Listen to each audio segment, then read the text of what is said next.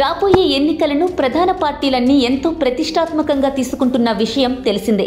వ్యూహాలు ప్రతివ్యూహాలతో నేతలంతా ఫుల్ బిజీగా ఉన్నారు.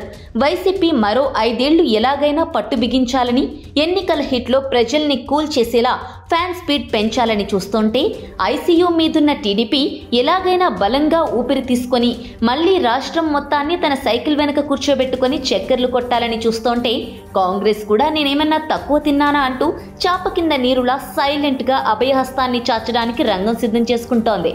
ఇక బీజేపీ, జనసేన వంటి పార్టీలు కూడా నెమ్మదిగా అడుగులు వేస్తూ పోటీలో నిలబడటానికి ఉత్సాహాన్ని పుంజుకుంటున్నాయి. ఇలాంటి టైంలో ఉమ్మడి తూర్పుగోదావరి జిల్లాలోని జగ్గంపేట నియోజకవర్గంలో జరుగుతున్న పరిణామాలు ఇప్పుడు హాట్ టాపిక్గా మారాయి.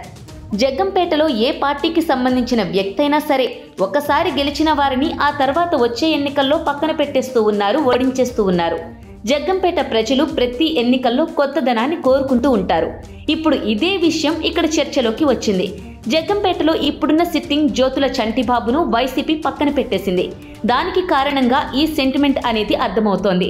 జ్యోతుల చంటిబాబుకు నో టికెట్ అంటూ క్లారిటీగా చెప్పేసింది వైసీపీ హైకమాండ్. ఇక ఈయన స్థానంలో కొత్త నేతల పేర్లను పరిశీలిస్తోంది.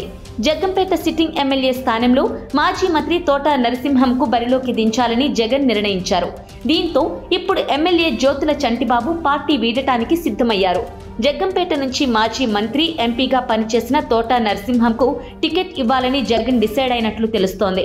2004-2009లో తోట నరసింహం ఈ నియోజకవర్గం నుంచి కాంగ్రెస్ ఎమ్మెల్యేగా గెలుపొందారు.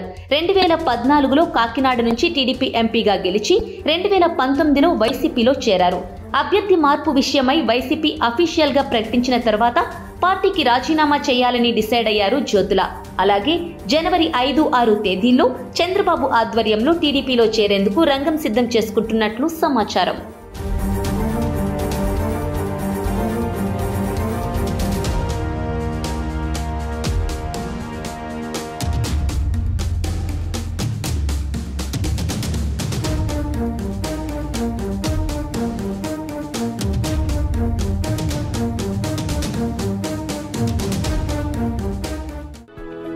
For more interesting updates, do like, share and subscribe to Volga News.